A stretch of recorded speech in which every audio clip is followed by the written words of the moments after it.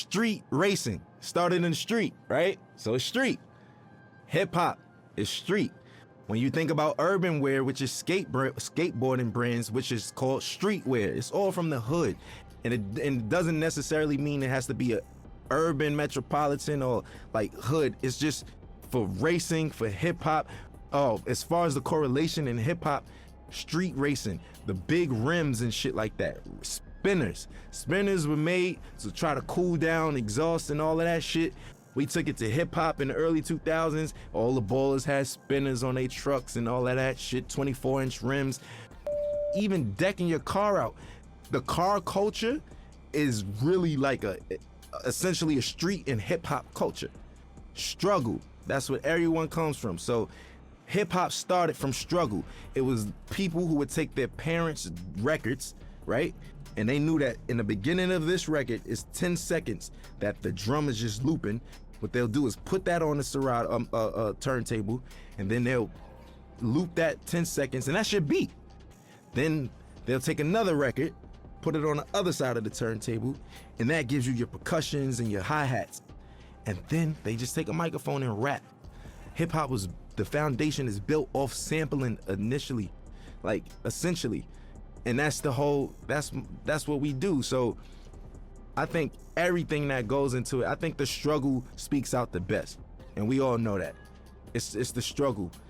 Everybody who wasn't like born with a silver spoon in their mouth, even those born with a silver spoon in their mouth, they always feel a need to show that they're worthy, that they need to show their parents, man, I'm not just no hedge fund baby. Like I got this. I know rich born billionaire who own multi-million-dollar businesses by themselves, and it's not no Trump thing where the dad gave him only a $10 million loan. Like, what the you know what I'm saying? It's like people who do it themselves. And I think that even if you have a silver spoon, just keep going, because if you stop, bro, you can't afford to stop. No one can afford to stop, because if you stop, it's over. And that's the truth. And for lack of better words, in the most simplest terms, if you stop, it's over. We all share the same thing, which is struggle. And for anybody struggling, I just want some words of encouragement. ASAP, meaning always strive and prosper. It's not what you think. It's not as soon as possible. But we took a positive riff on and put a spin on something that meant quickly. But for us, it's everything but fast. It actually has more of a positive perspective. And it was some form of encouragement that promoted prosperity and ambition amongst the young brothers. There's a lot of people where I come from who have a lot of capabilities and different backgrounds, but we never really exercise those tools or anything like that because we so stuck in our situations or trying to live up to a facade that was, put in front of us that we got to live up to and other people's expectations. I think always strive to prosper is just creating your own path for your own destiny, but not going rogue and not giving up. It's always about the encouragement. I think the message for striving is easy. It's because it's so easy to give up. It's so easy to give up. You could give up, you could start doing, you could give up and you could just stay at home or, give up all aspirations. You could give up on life, you could give up on your friends, yourself, your family. I think prosperity is just what we all want in the long end and what we hope for. And that's what we work towards. Because I think this phrase and this crew is supposed to show you that if you strive, you shall prosper. Everybody has some type of support. So, I don't think that it's wise to try to take on everything as an individual by yourself, but you don't necessarily need a crew. It just worked out for me. We formed this brotherhood and this brothership because we don't have that where we from. Every time there's always an organization of guys from the urban community getting together, we labeled as a gang or some type of terrorist party or something like that. We just wanted to do something positive. We're not saints, but at the same time, we're not cold-blooded sinners, and it's really all about just getting your dreams out there, man. And I think that I'm an advocate for that. I advocate for that. I think I'm a catalyst for change. I think I'm a catalyst for, striving and prospering and doing it how you want to do it your way, because everything about me is unorthodox, man. My style, the way I talk and everything, but it works. And I just want to encourage people to be them, whatever that may mean. And whatever your goal is set to be, to try to accomplish that. That's the purpose of it. And I think that's the pursuit of happiness in life. People don't get to know that I'm human just like them. I go through struggles just like them. I go through frustrations and everything. As far as my accolades and accomplishments go, it wasn't easy, and like I said, I'm just as normal as everyone else when it comes to that matter. People just assume once you're on superstardom that you kind of don't bleed or shit or sleep or anything. But for me, it's more so just just showing people that we're all relatable in the same sense, that we all are the same in the same sense, because I deal with everyday struggles just like anybody else. Most of the time, a common person only correlates struggle to economic problems or financial problems, but everybody has problems regardless if it's economical or not. So what would you do if you had the mindset that you have now and the knowledge that you've gained throughout the years, and you could kind of like teleport back to your old self back in 2007 and whatnot? I wouldn't change anything. I think that those struggles is what got me here in the first place, right? And I don't think that my destiny was written in another way. So I kind of feel like the purpose of everything happening is meant to happen in that sense. As far as the keys to the game, and what I will say is that every game, every category, every margin changes. Everything. Some things change back to its original state, and some things change in hybrid to a whole nother state. Or, the evolution keeps going with everything. Some things are in style in the 60s and it comes back in style in the early 2000s, and so on and so forth. The game always changes. I think the best thing to do is just try to adapt with that, but still being yourself, because there comes a time and place where I don't think a lot of people, they forgot what it is to be an entertainer for the most part. Nowadays, being an entertainer is more so being a clout chaser, or being somebody, for lack of better words, somebody that's always in the public eye for no good reasons, for all the wrong things, for all the wrong reasons. And staying true to it. For instance, I'll give you an example of what I mean by that, because that was a vague statement.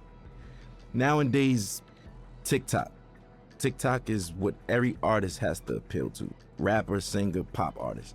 You have to go viral on TikTok. There's artists that don't even have a platform on TikTok, and they're big, such as myself. I'm barely on it. I check it out to, for entertainment purposes like everyone else, but I don't really utilize it for my career as I should be. Now, I'm not opposed to it, but people's music is changing nowadays, and it's more appealing to the algorithm of TikTok. So will it grasp your attention in the first 15 seconds, or would you swipe past it? Will it do this?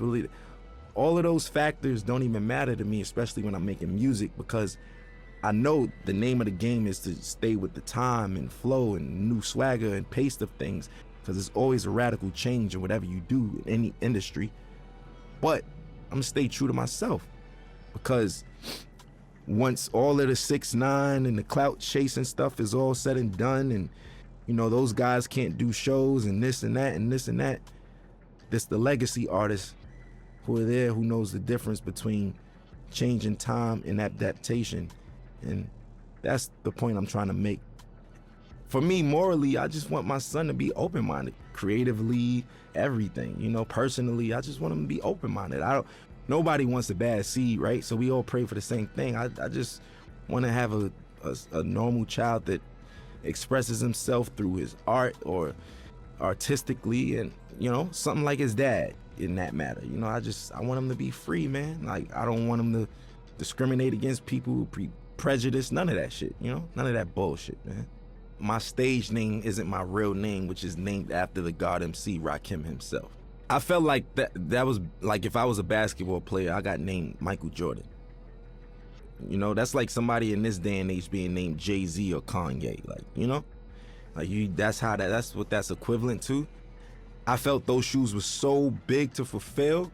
I felt like I needed to earn my right to even call myself that. Just me personally, internally, I felt that way, and I got his okay, and my nickname I got from Mos Def, Pretty Flacco. His is Pretty Flacco Bay. That's why yeah.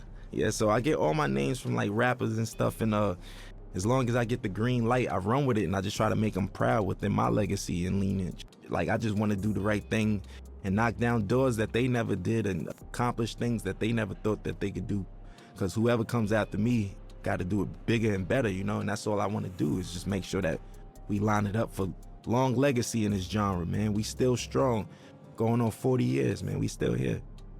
I want to make everybody proud, That's just me. I'm eager to do that. I want to make everyone proud, honestly, and even you guys, just being able to say, I worked with that guy. You know what? I respect his shit. I like his shit. I'm proud of that kid. Like, I with him. That's what I want. That's what I'm in it for. That's what I do it for. You know what I'm saying? And that's never going to change. I'm never going to be too egotistical to say, oh, I'm richer than the rappers I was named after, and I did this and that, and I don't give a, that's just whatever. That's just not my motto. That's not my thing. It's not my swag. So for me, I just want to make everybody proud because I'm a student and I'm always learning. And, the gratitude from certain people and individuals and validation is what counts, I grew up in a household of 4 siblings, but in general, there's 14 of us. And yeah, man, it's a lot of us, a lot of responsibilities. I'm the oldest, I'm the oldest from my pop's side, so my pops passed away, and here I am with my brothers, and I'm like a dad figure in that sense. So that's why I was like, I kind of been a dad for a while now, technically, It taught me I was just a weird man. I was like different from all of them.